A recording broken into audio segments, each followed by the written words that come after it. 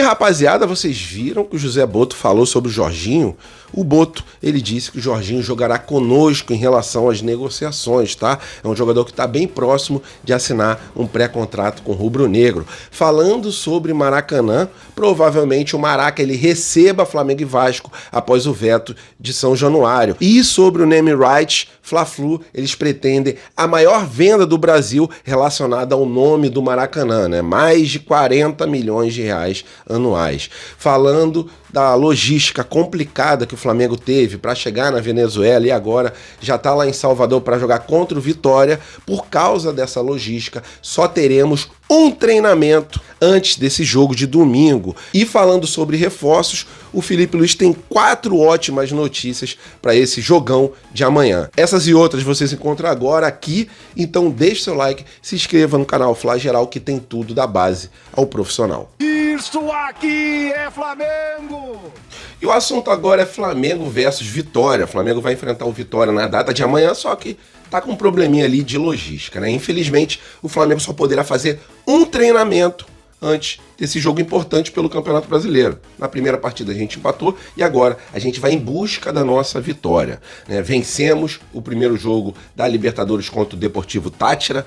Eu sei que muitos torcedores estão falando sobre o desempenho do Flamengo. Realmente não foi um bom desempenho do Flamengo, um excelente desempenho do Flamengo. Só que Libertadores, precisamos dos 3 pontos, precisamos vencer os jogos. E foi isso que aconteceu. Vencemos o Deportivo Táchira.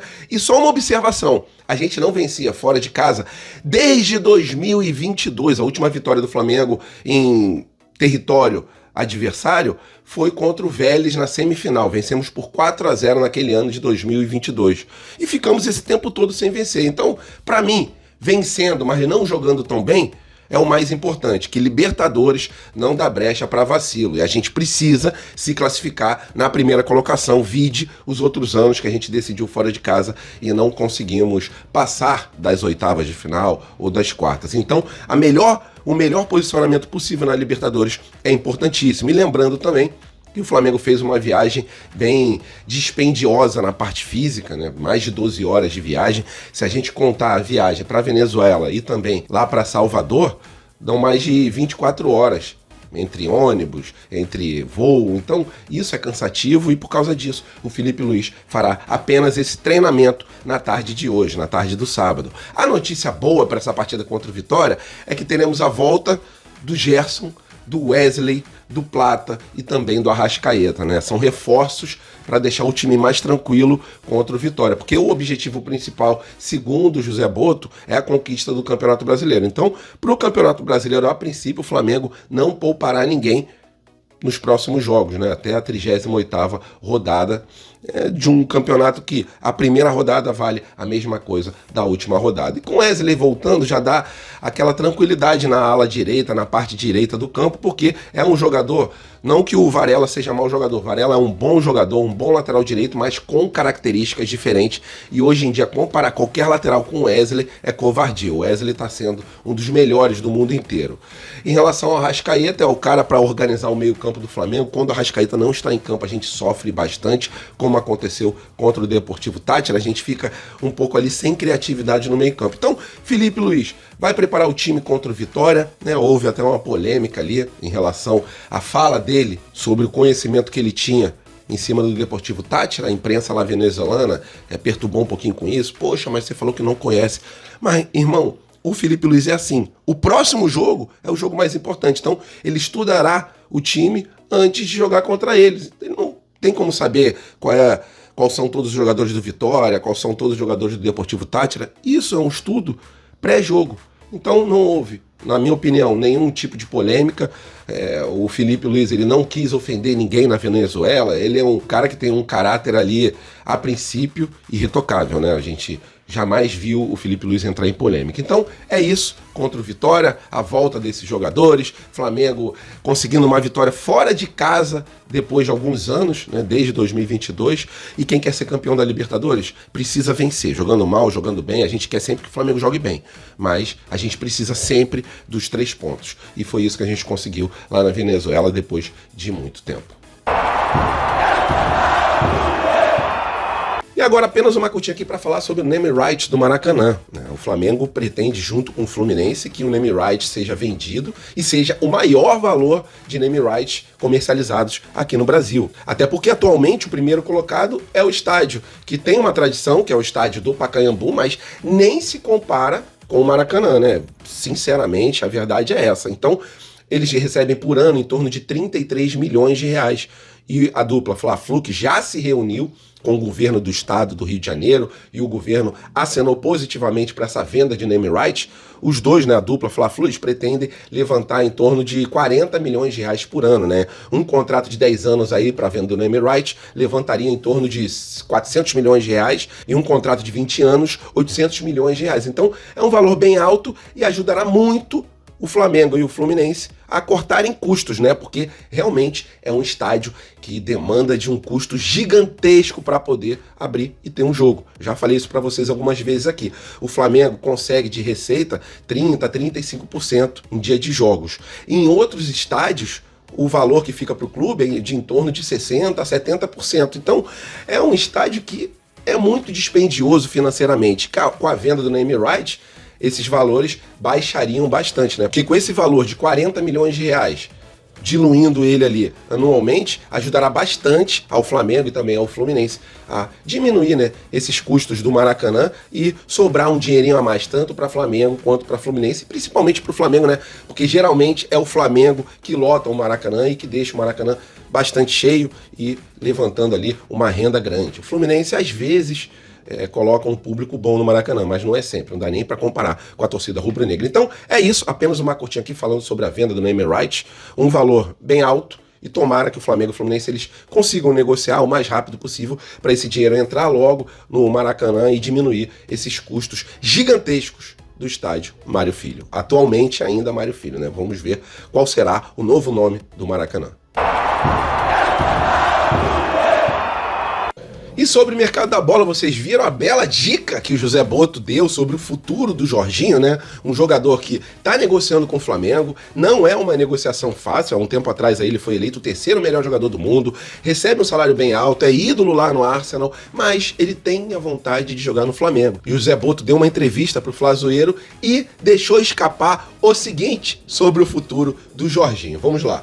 Ele falou o seguinte, ó: nós nunca negamos que é um jogador que nos interessa. Estamos em processo de negociação. E, como eu já disse, nunca revelo nada em um processo de negociação. Olha, ele falou que nunca revela nada, mas vamos lá. E o que vem a público 99% das vezes não é verdade. A bola está do lado dele, do lado do Jorginho. E ele vai tratar ela bem e vai jogar conosco esse jogo. O que ele quis dizer nessa fala aí, né? O Jorginho jogará conosco esse jogo. Acredito eu que ele esteja bem próximo de poder assinar um pré-contrato com o Flamengo. O que o Flamengo quer com o Jorginho é que ele esteja apto para poder jogar o Mundial. É uma vontade também do jogador, né? Quando ele veio para o Rio de Janeiro trazer a esposa, para ver se a esposa iria se adaptar ao Rio de Janeiro. Eles foram tratados a pão de ló, todo mundo tratou ele e também a esposa muito bem, ela ficou encantada com o Rio de Janeiro. E isso aproximou muito o fechamento de contrato com o Flamengo e a gente fica nessa expectativa, né? Já está chegando no final do contrato dele, estamos no mês de abril, aí tem abril, maio, em junho praticamente o Arsenal nem joga mais. Então é isso, tá? A bola está no pé do Jorginho, pelo que o José Boto falou, o Jorginho está bem próximo do Flamengo, né? Vai tratar a bola bem, vai jogar essa conosco. Foi uma dica gigantesca que o José Boto deu, mesmo ele falando que não fala sobre negociação, mas está bem explícito que o Jorginho está bem próximo do rubro-negro. É um jogador que será muito importante nessa temporada de 2025, vide a quantidade de contusões que a gente tem, né? Tanto contusões por parte muscular, quanto também por pancada, né? Às vezes o jogador não tem uma contusão muscular, mas ele acaba sofrendo alguma coisa, como aconteceu com o Léo Pereira, que graças a Deus ele não ficou contundido, mas ele tomou uma bela de uma porrada no joelho e poderia ter desfalcado o Flamengo. Então, quanto mais jogadores a gente tiver, principalmente nesse meio campo do Flamengo, melhor, na minha opinião, e o Mundial tá aí, né? Quanto mais reforçado a gente tiver, mais longe a gente chegará nesse novo formato, né? Estilo Copa do Mundo que a FIFA está organizando. E falando sobre Flamengo e Vasco, após o veto de São Januário não poderá receber a partida, o clássico no Rio de Janeiro, né? A tendência é que esse clássico ele seja jogado no Maracanã. Até porque Flamengo e Vasco eles irão dividir o lucro ali de bilheteria, será 50-50, vai ajudar o time Cruz Maltino e trará o clássico para um estádio que realmente merece receber um grande clássico, o clássico dos milhões. É no Maracanã, pô. Então essa frescurada toda, esse chororô todo, ele foi totalmente descartado, né? Porque o presidente do Vasco, Pedrinho, ele cogitou até mesmo jogo com torcida única caso não houvesse essa liberação. Mas eu acho que o bom senso ele prevaleceu, né? E também, há um tempo atrás, o Vasco toda hora entrava na justiça para poder jogar no Maracanã, e agora que tem a oportunidade de jogar no Maracanã, não quer jogar no Maracanã, quer jogar em São Januário. Respeito a opinião deles. Mas, como não houve essa liberação, e o justo seria, se tivesse essa liberação, colocar a parte da torcida do Flamengo dentro do estádio, e não um estádio com uma torcida única, um clássico com uma torcida única não teria sentido e abriria um precedente muito perigoso aqui no Rio de Janeiro. Então, a tendência é que o estádio Mário Filho, o estádio do Maracanã, ele receba essa partida, esse clássico, com torcida dividida, que é o que a gente sempre gosta de ver na televisão, ver dentro dos estádios, torcida misturada. O maior exemplo que o Rio de Janeiro passa em relação ao futebol é essa mistura das torcidas, né? Torcedor do Vasco vendo o jogo ao lado do torcedor do Flamengo, cada um com a sua camisa, cada um com o seu uniforme e sem nenhum tipo de briga. E isso é um exemplo que tem que ser passado de estado a estado, até que o Brasil inteiro fique desse jeito que acontece no Rio de Janeiro, né? Em São Paulo é feio demais, cara. Pô, Palmeiras e Corinthians, aí só vai uma torcida. Tem sentido, tem lógica isso? Futebol não é para violência, futebol é para que as torcidas acompanhem os jogos dentro dos estádios, as duas torcidas, e não apenas uma. Que bom que São Januário foi vetado e teremos Flamengo versus Vasco divididos, tanto no primeiro turno quanto no segundo turno.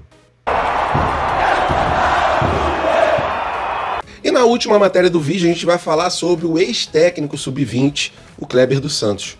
Kleber dos Santos foi campeão da Libertadores da categoria.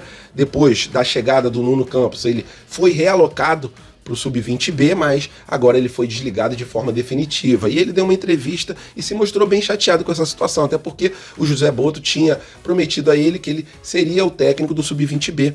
E depois de um tempo, segundo o próprio treinador, do nada, o RH foi e demitiu ele. Lógico que ele fica triste, né? Quem não quer treinar o Flamengo, mesmo sendo o Sub-20B, o Sub-17, qualquer um, né? Ainda mais ele sendo rubro-negro de coração. O que a gente deseja é para que ele tenha sucesso na carreira dele. É uma carreira nova, está começando agora como treinador, né? Teve essa experiência gigantesca que foi ser campeão da Libertadores da categoria, né? Com muita emoção contra o Palmeiras nos pênaltis. E agora ele vai seguir um outro caminho. Quando a gente souber qual é o próximo time dele, a gente até traz por curiosidade aqui pra galera da Flageral. E é isso, tá? Se vocês gostaram do vídeo, deixe seu like, se inscreva no canal Flageral, que tem tudo da base ao profissional, e que vocês tenham também um fim de semana muito abençoado. Bom jogo a todos amanhã, mas antes do jogo eu ainda trago um outro vídeo pra gente falar sobre a provável escalação, falar mais algumas outras matérias. E é isso, galera. Fiquem com Deus, estamos juntos. Até a próxima e saudações.